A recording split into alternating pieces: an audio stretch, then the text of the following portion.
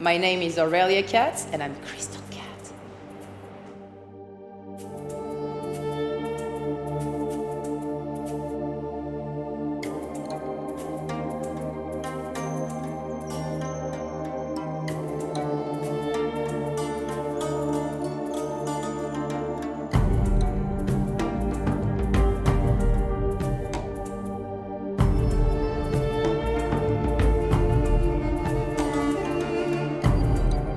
Actually, I love it. I love it. I prefer to be in the air than to be on the ground.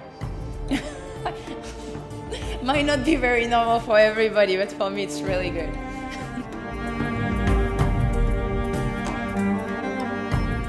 No, I don't have any fear of height. It's if you have fear of height, you shouldn't be up there.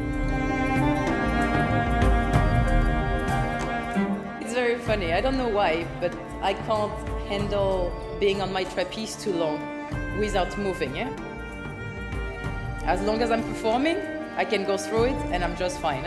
If I start sitting on the trapeze and wait, I get motion sick. And I just need to actually go down to feel better, breathe for 5 minutes, and then go back up.